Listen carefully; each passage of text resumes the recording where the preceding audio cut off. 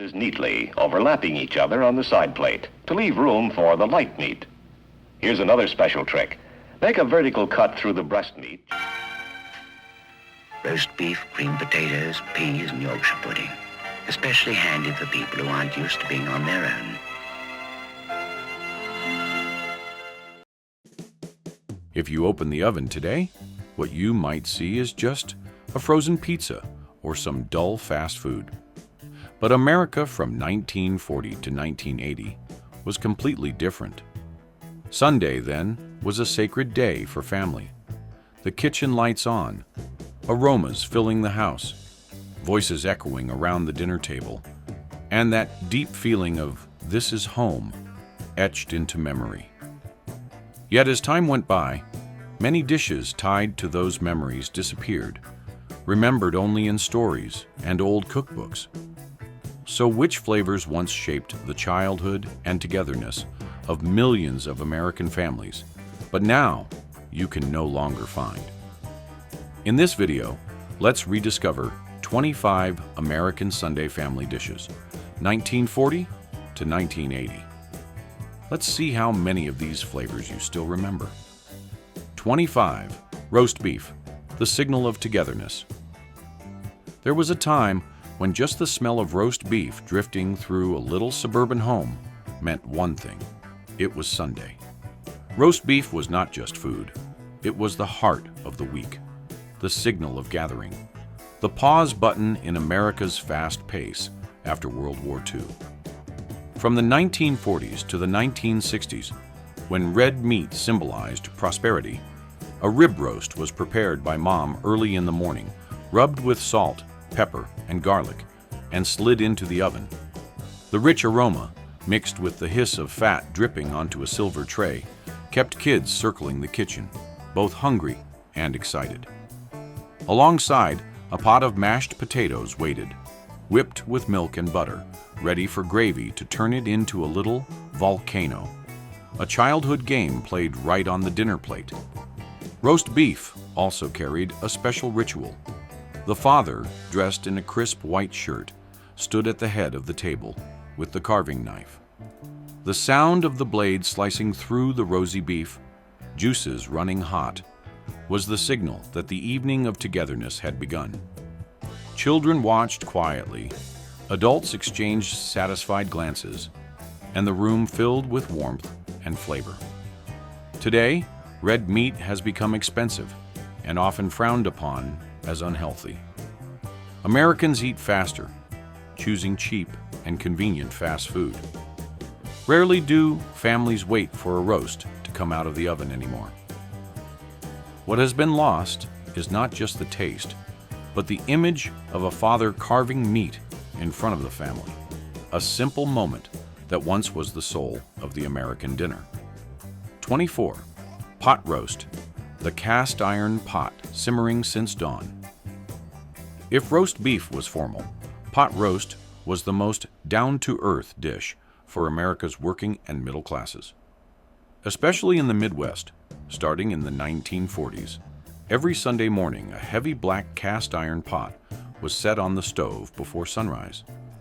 Pot roast was born out of thrift.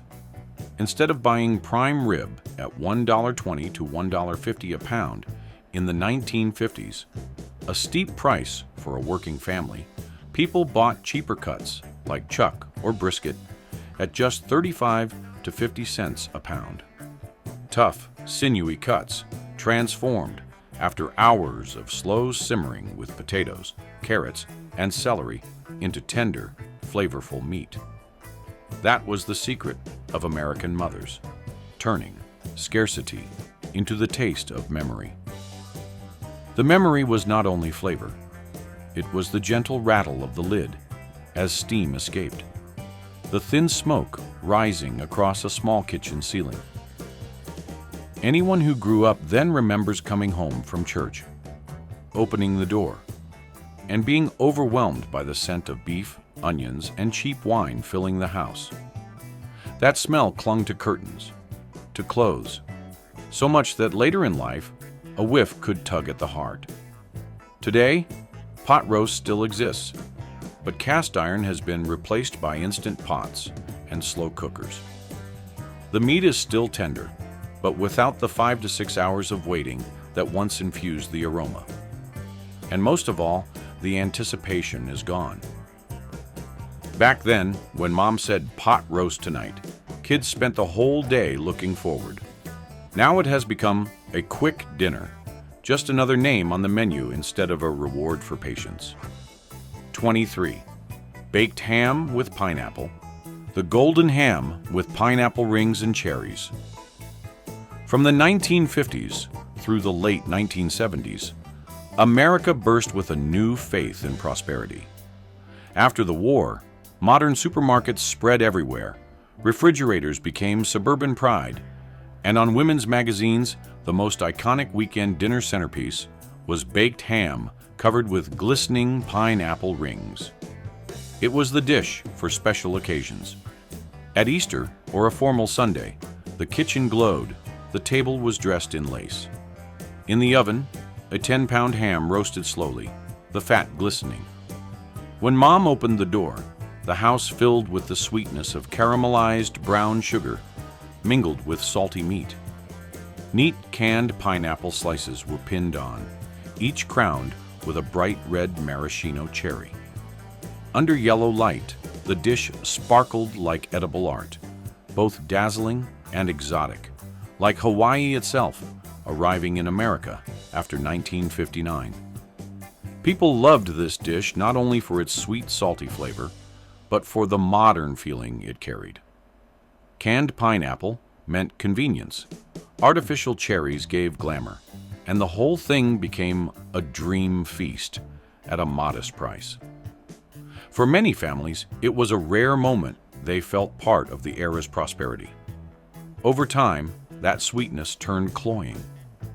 Pineapple rings and bright red cherries became dated, too artificial. Now people choose fresh food, less sugar, less processing. The ham with pineapple rings that once lit up a table now lives mostly in memory, in old family photos, recalling when Americans believed happiness could be served right at the Sunday table. 22. Turkey dinner, Thanksgiving on an ordinary day. There was a time Americans didn't have to wait until November to eat turkey. From the 1940s through the 1960s, many large families turned what was usually reserved for Thanksgiving into a mini holiday every Sunday. After the war, frozen turkey became affordable and available year-round thanks to the frozen food industry. Surprisingly, in the 1950s, turkey was even marketed as healthier than beef, a campaign far ahead of its time, though few remember it today. For children then, it was an endless afternoon. A long wooden table covered in a white cloth. Mom bent over, stuffing bread and celery into the bird, butter melting over mashed potatoes, bright cranberries glowing in glass bowls. The clink of knives, the chatter, and the aroma of roasting meat filled the house. What was special was not just the food, but the sense of holiday at home, as if a festival was happening right in the familiar kitchen. After a long week of work, gathering around turkey gave families a small pride. They were recreating a grand ritual on their own table. Today, turkey has returned to its rightful place, reserved only for Thanksgiving, too heavy to repeat weekly. Sunday dinners are lighter and quicker now, and that feeling of a make-believe holiday lingers only in the memories of a generation long past. 21. Salisbury steak, the oval plate of the TV dinner era. In 1953, when Swanson released the first TV dinner, Salisbury steak became its star. An oval patty of ground beef smothered in mushroom gravy, served with mashed potatoes, corn, and a tiny dessert. For working-class families in the 1950s through the 1970s, it wasn't just dinner, it was a ticket into the future, eating while watching Bonanza or The Ed Sullivan Show on a black and white TV. The origin may surprise you. In 1862, Dr. James Salisbury promoted this beef patty as a healthy diet for patients, believing it was easy to digest. 80 years later, from the hospital, it marched into American living rooms, becoming trendy comfort food. Children remember its sharp, salty, sweet mushroom flavor against creamy potatoes. Sunday dinner no longer required hours in the kitchen. Just pull from the freezer, heat, and within minutes, the family sat down in front of the TV. Its special meaning was symbolic. Salisbury steak stood for the belief that frozen food technology would free homemakers forever. But when the excitement faded, it became known as bland, industrial, and soulless. Today, it still lies quietly in supermarket frozen aisles, remembered mostly as a symbol of families once gathered around the TV, believing the future was being served on a silver tray. 20. Meatloaf, the loaf that fed the family. Sometimes all it takes is the smell of ketchup, caramelizing in the oven, to bring back a flood of American childhood memories. In 1942, during wartime, the U.S. government printed little booklets teaching housewives how to stretch ground beef with breadcrumbs, oats, or cereal, so one small portion could feed the whole family. Out of this came meatloaf, the symbol of American resourcefulness, a dish made from little, yet able to feed everyone. For 4 decades after, from farms to cities, no Sunday table was complete without a golden-baked loaf. The clearest memory for many is the bright red ketchup glaze spread on top. In the oven, it bubbled, caramelized, turning into a tangy sweetness that mixed with the smell of roasted beef. Kids waited eagerly for the first slice, biting and savoring, while adults quietly counted. Today it's breadcrumbs, tomorrow maybe oats, or even leftover rice. Its uniqueness lay in the zero-waste philosophy before the phrase ever existed. Meatloaf was proof of thrift and creativity from a generation shaped by the Great Depression and war. Today, meatloaf is still around, but only as a shadow of what it was.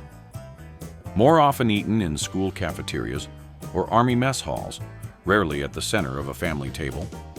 Once a dish of resilience and invention, meatloaf now lingers only as a simple flavor people stumble upon in memory, a quiet fragment of childhood. 19. Porcupine meatballs, the little hedgehogs. Some dishes were born of poverty, expected to fade away, yet they etched unforgettable marks in the heart.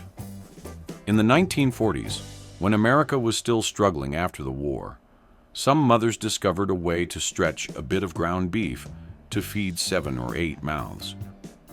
The trick was rice, and so porcupine meatballs were born. Little beef balls simmered in tomato sauce, with grains of rice poking out like tiny quills, playful and filling at once. Those memories are tied to the sound of children's laughter at the table. One child pointed at the spiky meatball and called it a baby porcupine.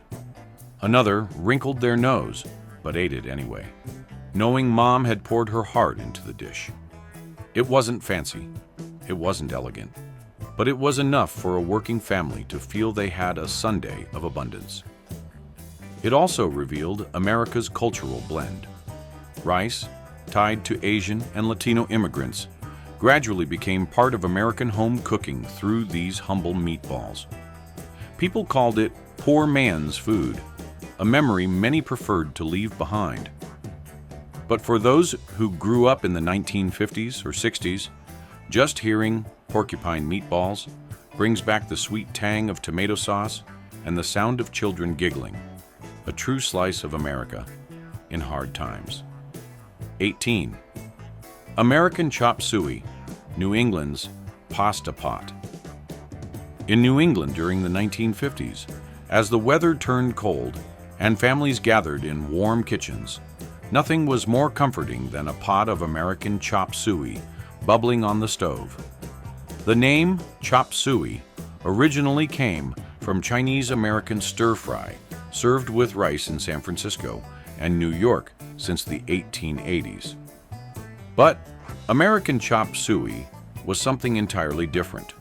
A pot of elbow macaroni mixed with ground beef, tomato sauce, onions, and bell peppers.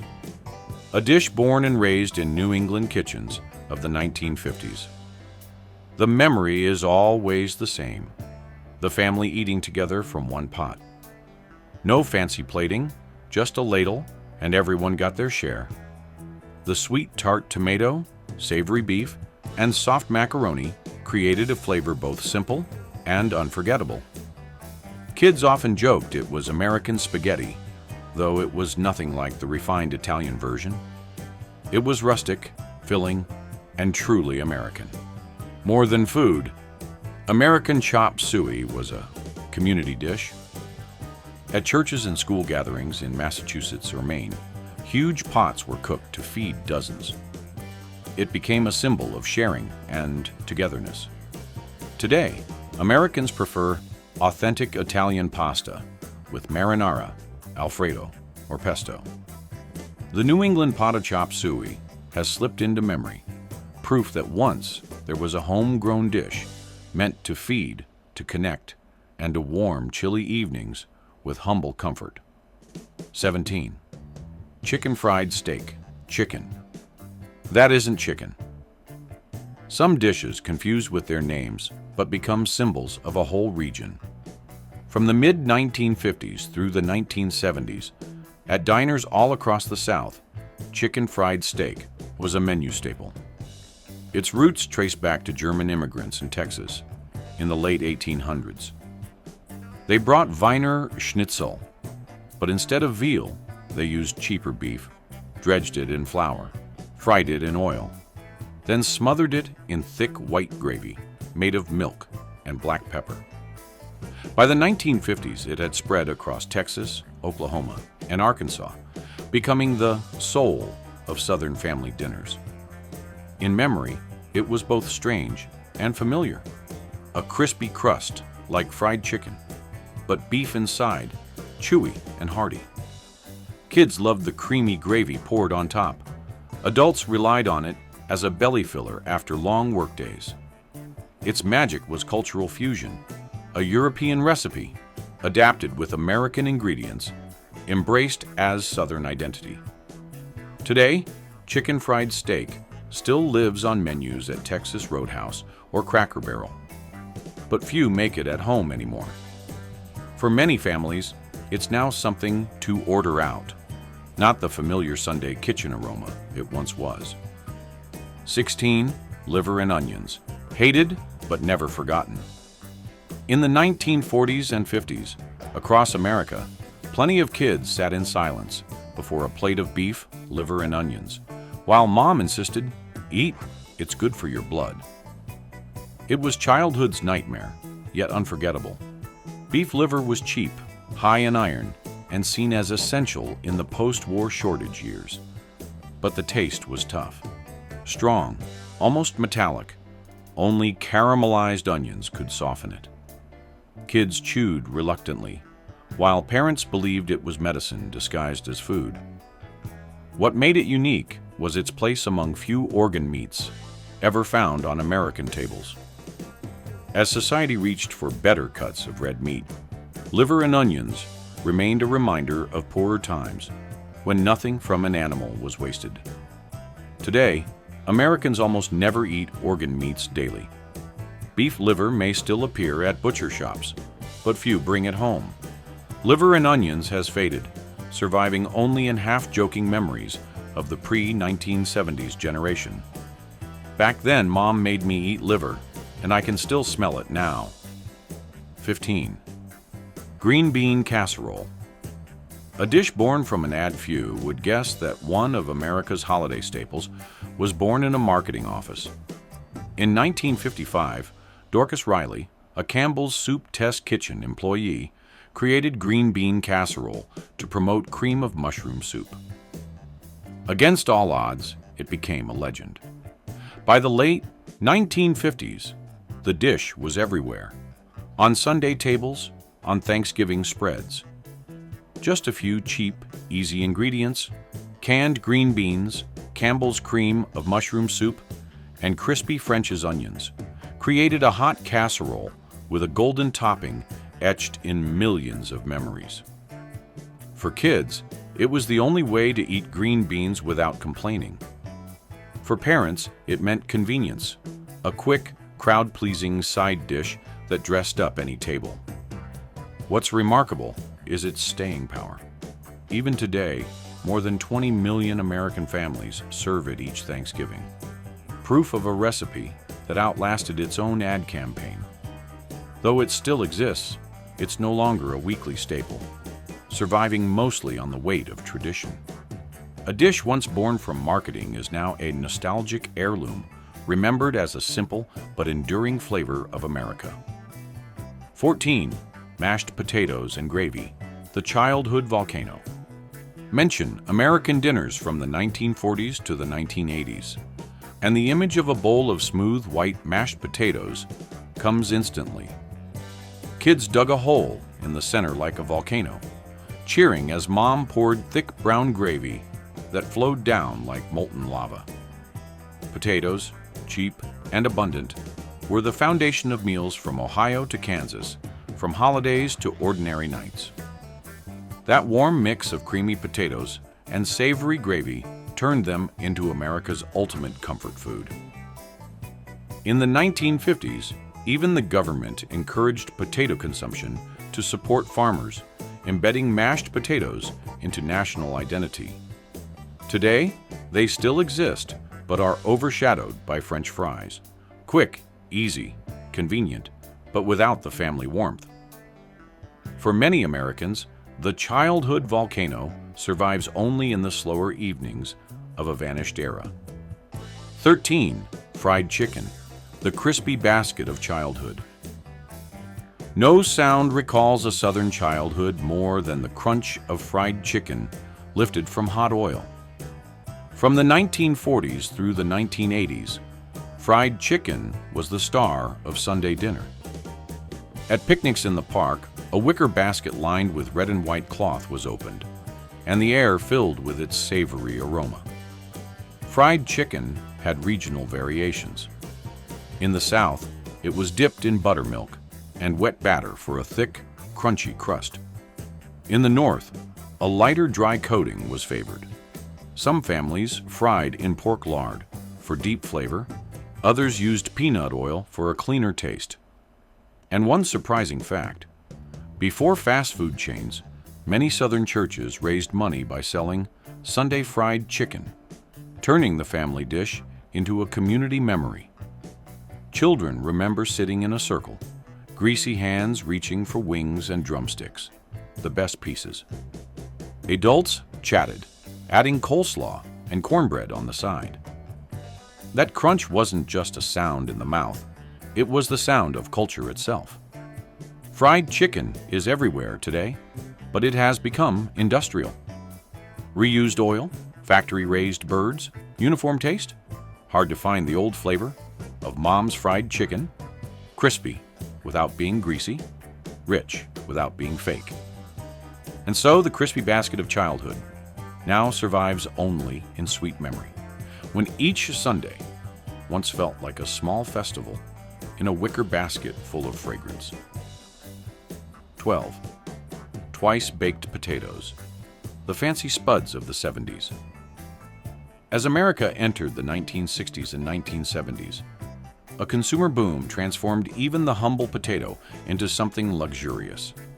Twice-baked potatoes, baked once, scooped out, and mixed with butter, cheese, sour cream, then stuffed back in and topped with golden cheddar, became the dish for special evenings with guests.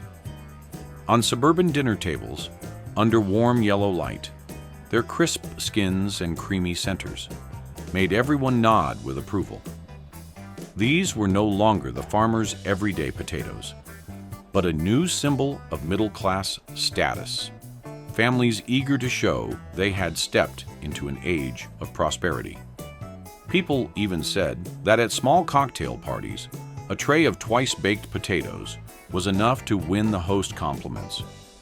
Today, the dish still appears at a few steakhouses, but in family kitchens, it has largely vanished, too costly and too time-consuming.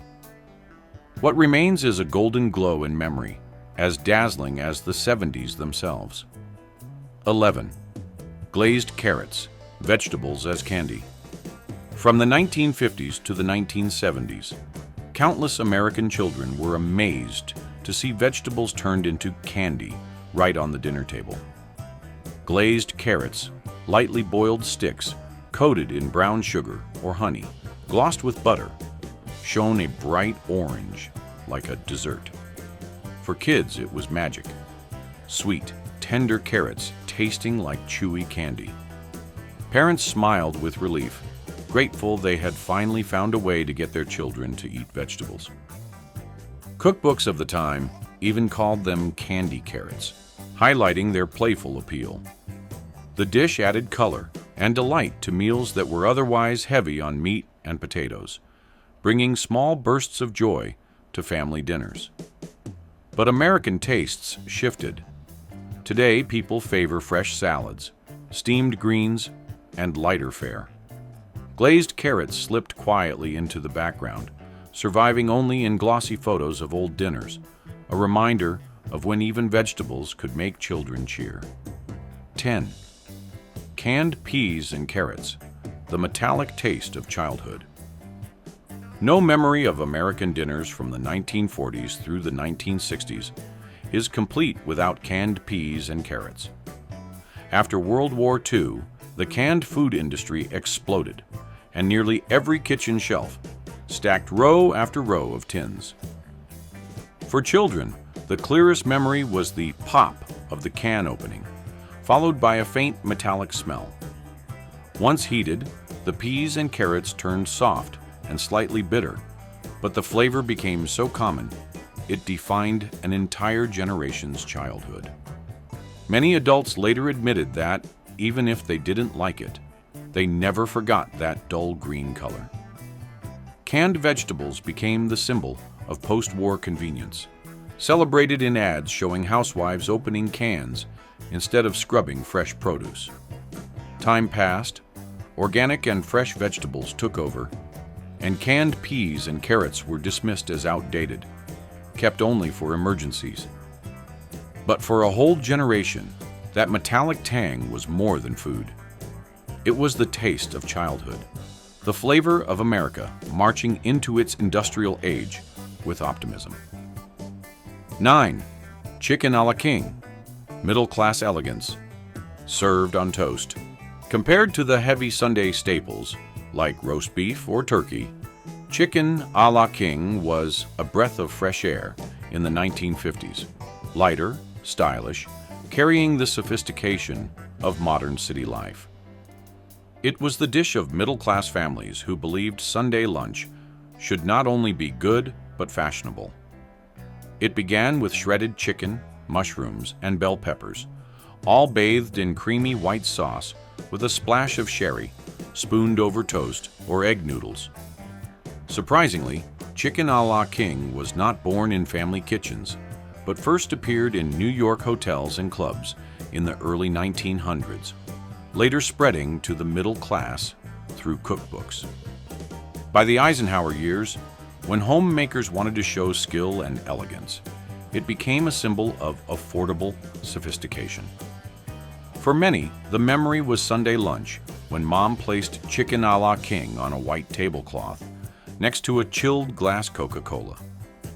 The sauce, the mushrooms, and the hint of sherry made it feel like restaurant dining at home. Over time, heavy cream sauces fell out of fashion with the rise of low-fat eating. Chicken a la king vanished from family tables, surviving only in old cookbooks, a culinary relic of an age when homemakers proudly served elegance on toast. 8. Cornbread and dinner rolls, the passing breadbasket. Some memories are so simple, they return the moment you close your eyes. The warm breadbasket passed around American tables from the 1940s to the 1980s is one of them. In the South, It was golden cornbread, rich with corn and butter. In the north, it was soft white dinner rolls, small and pillowy. The shared ritual was always the same, the basket moving from hand to hand, each person tearing a piece, spreading butter that melted into every crease. One fact no one forgets is how cornbread and rolls served as the natural spoon to soak up every drop of gravy, making sure nothing was left behind. Today, both breads remain, but mostly in restaurants or at holiday meals. The bread basket passed from father to child, both nourishment and bond, now survives only as a gentle memory of a slower, more connected America. 7. Jell-O mold, the most retro dish. If cornbread recalled the warmth of family, then the Jell-O mold brings back the colorful parties of the 1950s through the 1970s. Picture the fellowship hall or suburban living room glowing under neon lights with a shimmering mold of red or green Jell-O at the center. Inside were canned pineapple, bright red cherries, even shredded carrots, trapped like odd little treasures. Children laughed as the wobbly dessert trembled on their spoons, both fascinated and slightly puzzled. What made it remarkable is that it was no accident of home cooking.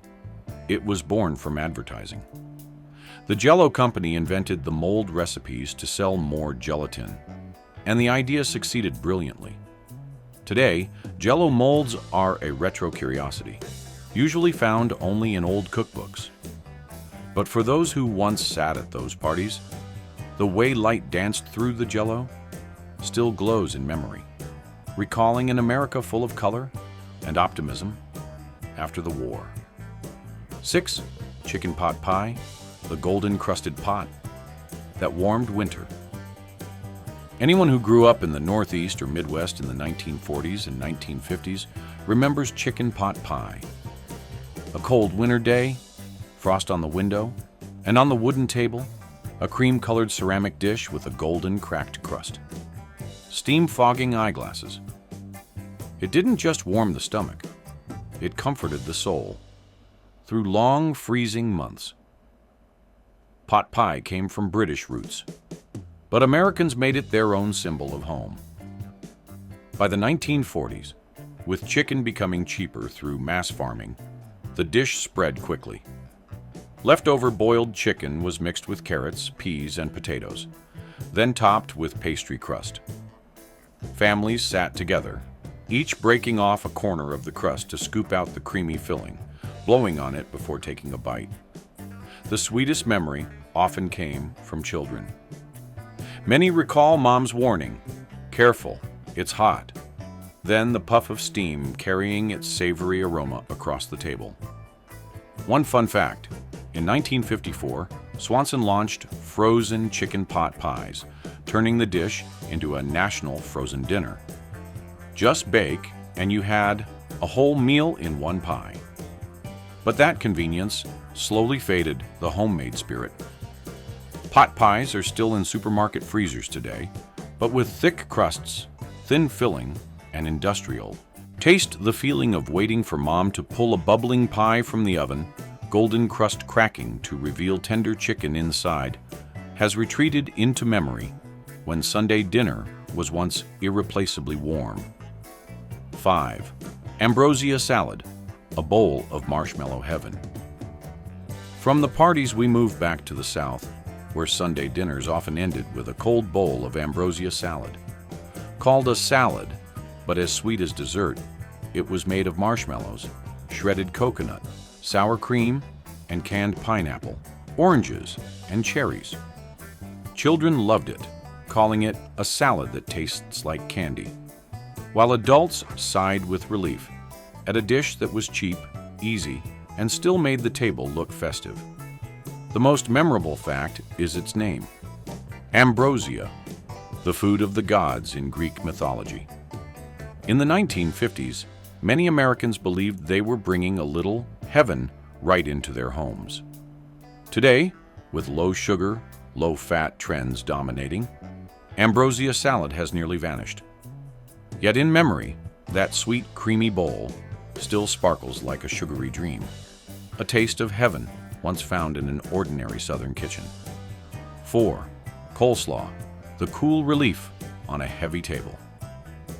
Decades ago, when fried chicken and barbecue ruled the American table, one dish seemed humble but essential: coleslaw. Just shredded cabbage, carrots, and tangy mayonnaise. Yet once placed on the table, it immediately became the savior that balanced out all the rich, greasy meat. For many Americans, the memory is of opening a picnic basket of fried chicken and reaching for a spoonful of chilled coleslaw to cut the heaviness. Few realize it came from Dutch immigrants in the 18th century, but only in the 20th, alongside the rise of fast food and fried chicken, did it become a household staple. Today, coleslaw is still here, but downgraded to a cheap side dish in a KFC or Popeyes box. No longer considered central, yet for those who lived through the old days, coleslaw was the refreshing breeze that no heavy meal could go without. 3. Biscuits and gravy, breakfast that stretched into lunch. If coleslaw was light relief, biscuits and gravy was the opposite, hearty and Southern to the core.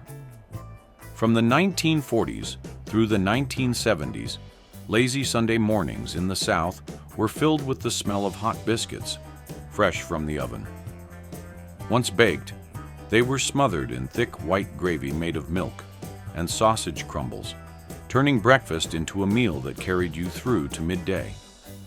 In memory, it was the moment families lingered, eating slowly, talking unhurriedly, unlike the rush of weekdays.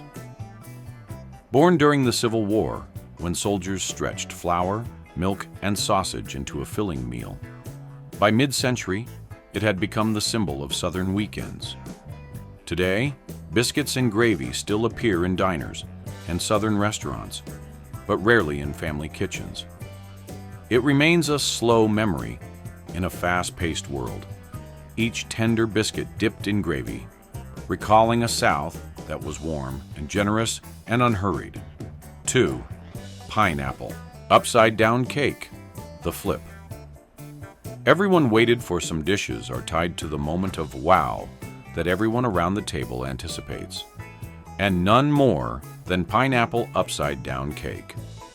The housewife arranged golden pineapple rings in the pan, placed a cherry in each center, drizzled with butter and brown sugar, then poured batter over it. When the cake was flipped out of the pan, the room gasped. Glossy caramelized pineapple and cherries revealed like a retro painting. For countless children, it was the most stylish dessert, appearing at family dinners, church socials, and even on the covers of women's magazines during the Eisenhower era. It only became a national icon after canned pineapple grew popular post-World War II, making tropical fruit accessible to every kitchen. Today, the cake remains a retro symbol, but few have the patience to make it, and it lingers more as a nostalgic image in old photos than on modern tables. 1. Banana pudding and apple pie, the sweet close of Sunday. If pineapple cake was the surprise, banana pudding and apple pie were the warm, familiar endings to Sunday. From the 1940s through the 1980s, nearly every family had at least one of them. In the South, a bowl of banana pudding, layered with vanilla wafers, ripe bananas, and whipped cream, symbolized simple sweetness. In the North, a hot slice of apple pie, spiced with cinnamon, and topped with a scoop of vanilla ice cream, embodied the classic image of America. For many, the memory was of mom lifting the pie from the oven, the house filled with steam, or the clinking of spoons as kids fought for the last bite of pudding. Apple pie became so iconic that the phrase "as American as apple pie" turned into a national saying. Today, both desserts still exist in bakeries and even fast food chains. But the homemade soul, the slow layering of bananas, the careful baking of apples, has faded. They remain sweet, but their sweetness now recalls something more than taste. The memory of a gentler America, where Sundays ended with cinnamon, bananas, and peace. And so we return to the American kitchens of the 1940s through the 1980s, a time when Sunday dinners fed not only the body, but also the soul. Though many of those flavors have disappeared, the memory of family gathered together, of laughter echoing around the table, still lives on in the hearts of those who were there. And you? Which dish takes you back to your home, to your oldest memories? Share your thoughts in the comments below. And don't forget to hit subscribe and ring the bell, so each week we can open another door to the past and relive the moments we thought were lost forever.